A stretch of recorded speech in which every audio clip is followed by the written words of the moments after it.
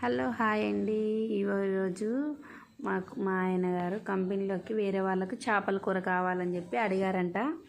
నేను చేస్తున్నాను చూడండి నా స్టైల్లో. ఫస్ట్ ఫిష్ తీసుకొని ఇలా మొత్తం బాగా ఫుల్ వాష్ చేసుకోవాలండి.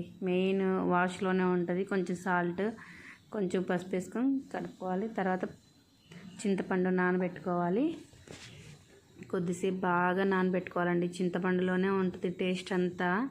ఓకే, చింతపండు మనము ఎంత తీసుకుంటామో దానికి తగ్గట్టు నానబెట్టుకోవాలి. కొంచెం ఎక్కువైనా ఏం పర్లేదండి, టేస్ట్ బాగానే ఉంటుంది.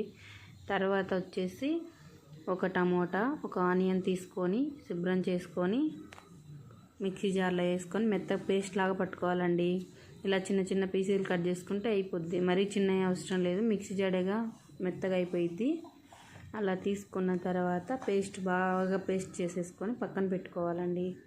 మనం కళాయి పెట్టుకొని ఆయిల్ వేసుకొని, కొంచెం ఆయిల్ ఫిష్లో కర్రీ కాబట్టి కొంచెం ఎక్కువ ఉంటేనే బాగుంటుంది. ఫిష్ కర్రీలో ఆయిల్ వేసేసుకొని బాగా హీట్ అయిపోయిన తర్వాత హైలో పెట్టేసుకొని కొంచెం నూనె ఎక్కువనే వేసుకోవాలండి. నూనె ఎక్కువ పడితేనే చేపల కూరలో చాలా బాగుంటుందండి.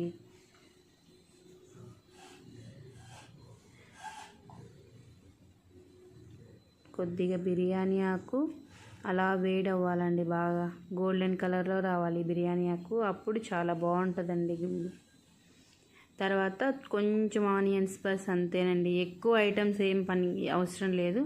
అలా ఫ్రై అవ్వాలండి బస్ అంతే. ఎక్కువ ఏం చేయాల్సిన అవసరం లేదు. ఏంటో వేస్తే పిల్లలు అసలే తినరు.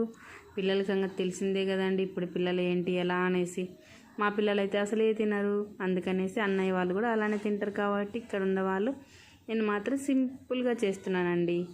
2 పచ్చిమిరకాయలు, కొంచెం పేస్ట్ తీసుకొని ఆ పేస్ట్ అలా నూనెలో వేసేయాలండి.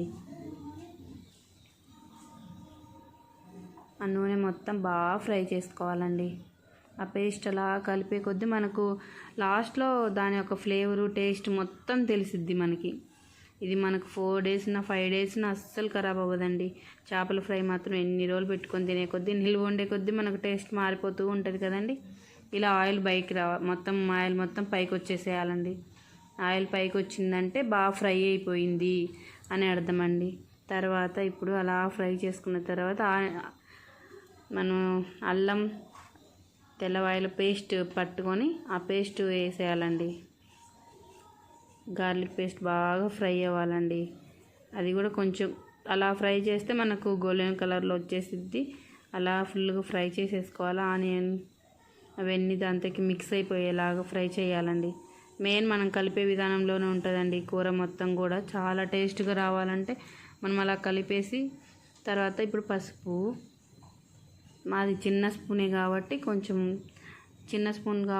కొంచెంగానే వేస్తున్నాను అండి. సరిపోద్ది నేను వేసినంత కరెక్ట్గానే. కొంచెం పసుపు వేసుకొని ఒక్కసారి అలా కలబెట్టుకొని వదిలేసి, తర్వాత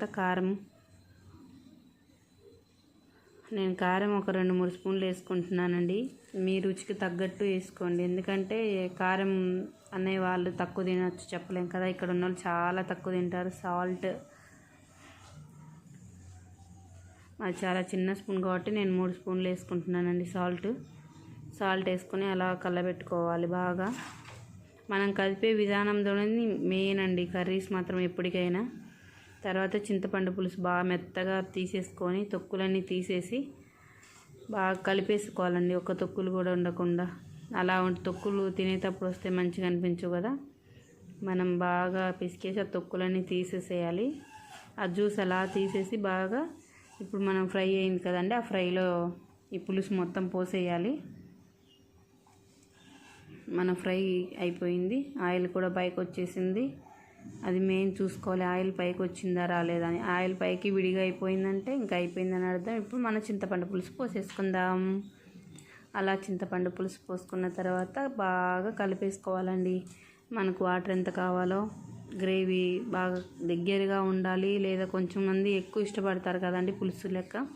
పులుసు కావాలన్న వాళ్ళు పులుసు కూడా పెట్టుకోవచ్చండి. మా ఆయన తెచ్చిన కిలోకి మస్తుగా అవుతుంది. నేను పెట్టింది కరెక్ట్గా అవుతుందండి. బాగా కలబెట్టేసుకొని ఒకసారి ఉప్పు కారం మసాలా ఐటమ్స్ అయితే నేను ఏమీ వేయలేదు చూడండి మీరు. మనం పట్టుకున్న గ్రేవీ, నెక్స్ట్ వచ్చేసి అల్లం వెల్లుల్లి పేస్ట్, ఇవన్నీ చాలా కరెక్ట్గా సరిపోతాయండి. ఇంకా ఏదేదో మసాలాలు వేస్తారు, అవన్నీ మనం తినలేము. అది కడుపులో మంట, గ్యాస్ ట్రబుల్ ఇవన్నీ వస్తాయి కదండి. అందుకని నేను అలా ఏం చేయను. ఇలా నా స్టైల్ మాత్రం ఇంతే, సింపుల్గా ఉండాలి, టేస్టీగా ఉండాలి. మా పిల్లలు కూడా చాలా బాగా ఇష్టపడతారు, మా హస్బెండ్. అలానే నా స్టైల్లో చేస్తున్నానండి. చూడండి, మీకు ఇష్టమైతే కూడా మీరు కూడా ఒకసారి ట్రై చేయండి. ఇంకా ఏమన్నా వెరైటీస్ కావాలన్నా, పొళ్ళు కావాలన్నా కామెంట్ సెక్షన్లో కామెంట్ చేయండి. మనం వేయంగానే ముక్కకి చాలా గట్టిగా ఉంటుంది, ఏం పర్లేదు. ఒకసారి కలబెట్టేసుకొని ఇంక వదిలేయాలండి. ఇంకా ఎప్పటికీ గంట పెట్టకుండా కలుపుకుంటుండాలి. ముక్కల curry ready. Okay, bye bye.